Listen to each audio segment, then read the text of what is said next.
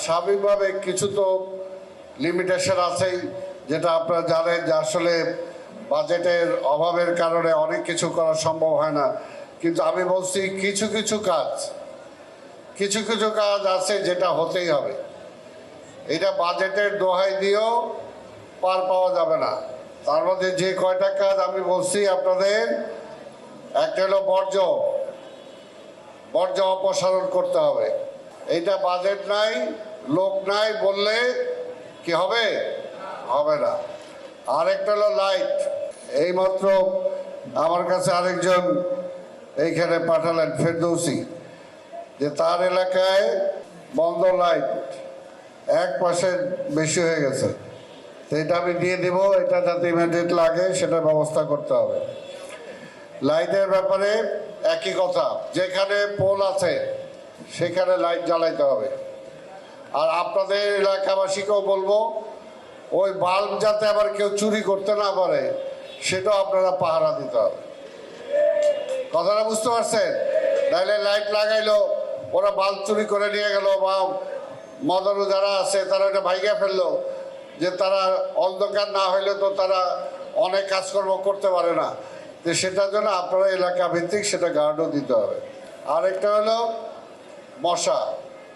আমার অত্যন্ত প্রিয় মনির চেয়ারম্যান বলছে এটাতে একটা বিশাল প্রকল্প নিতে হবে মশা মারা। এটা ঠিক কথা, কিন্তু মশা মারার ফ্যাক্টরি হলো তার এলাকায়, মশা মারার ফ্যাক্টরি হলো তার এলাকায়।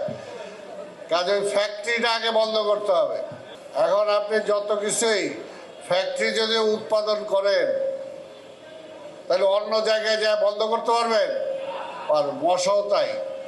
মশা যখন জন্ম দেয় ডিম, ওই লার্ভা, ওইটাকে যদি আপনি ধ্বংস করতে না পারেন, মশা উড়াল যখন দেয় তখন হয়তো 10টার মধ্যে আপনি 5টা মারলেন, 5টা তো থাকলো। কাজেই আগে লার্ভাটা মারতে হবে, ওর ডিম মারতে হবে। সেটার জন্য আমরা বলছি ওই সমস্ত জায়গায় রাখবেন না। কারণ এখানে তো একটু আগে আপনারা নিজেরাই শুনছেন যে বুড়িগঙ্গা হইলো একটা বিশাল জায়গা, আর বুড়িগঙ্গার মধ্যে তো এত মশার ওষুধ নাই যে দেয়া যাবে। আর বুড়িগঙ্গাটা দূষিত হইতেছে কি কারণে? আমার মনির ভাইয়ের এলাকার লোকজন সব আবর্জনা ফেলতেছে ওই বুড়িগঙ্গায়। তো সেটা যদি বন্ধ করা যায়, সেটা বন্ধ করার আমরা ব্যবস্থা কিছুটা করছি, কিন্তু ওনাদেরকেও করতে হবে। আমরা 6 লেন একটা রোড সেই গাবতলি থেকে সদরঘাট হয়ে একদম এই পর্যন্ত যাবে, ওইটা যদি হয়ে যায় অনেকটা দেখবেন নিয়ন্ত্রণ হয়ে যাবে।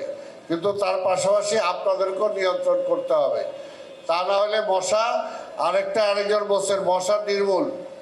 ভাইজান, মশা কোনোদিন নির্মূল হবে না, মশার নিয়ন্ত্রণ করতে হবে, বুঝছেন? মশার নিয়ন্ত্রণ করতে হবে। কারণ এর যে কীটতত্ত্ববিদরা আছে, যে মশার ওষুধ বলেন না, এমন ওষুধ দেওয়া যাবে না যে মশা মারতে যায় আবার আপনি কীট পতঙ্গ মাইরা ফেলবেন। ওইটা আবার ওরা অ্যালাউ করে না।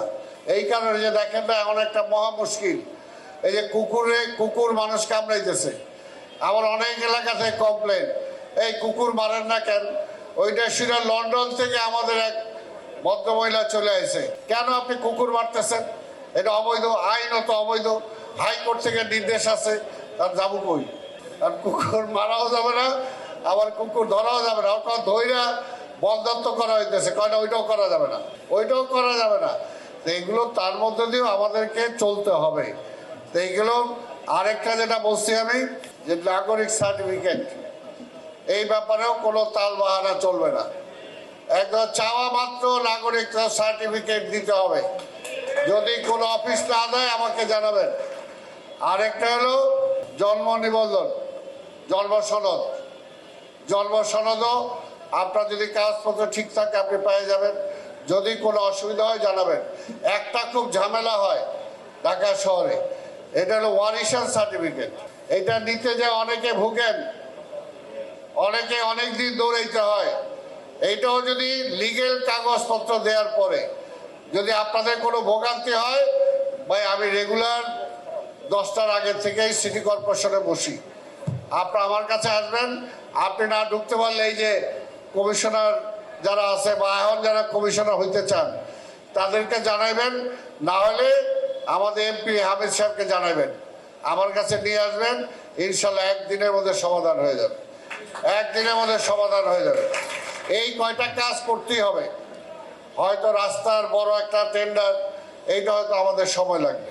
ট্রেনের একটা বড় একটা টেন্ডার, এইটা হয়তো আমাদের সময় লাগবে, টাকা লাগবে, সেটা আমরা দেখব। কিন্তু এই কয়টা কাজ যেটা আমি বললাম, বর্জ্য পরিষ্কার, লাইট জ্বালানো, মশার জন্য মশার কাজ করা, মশা নিধনের জন্য জন্ম সনদ, নাগরিকত্ব সার্টিফিকেট এবং ওয়ারিশান সার্টিফিকেট, এই কয়টা ওই যে আসছে না যে চাহিদা মাত্র দিতে হইবে, এইরকম সিটি কর্পোরেশনে আমার কর্মকর্তা যারা আছেন তাদেরকে বলা আছে চাহিদা মাত্র দিতে হবে যদি লিগ্যাল হয়, যদি লিগ্যাল হয়। আর একটা হলো ট্রেড লাইসেন্স, ট্রেড লাইসেন্স ওই যে যেটা যেটা বলছে, রাসেল যেটা বলছে, এটা হলো গভর্নমেন্ট থেকে বাতিল করা আছে।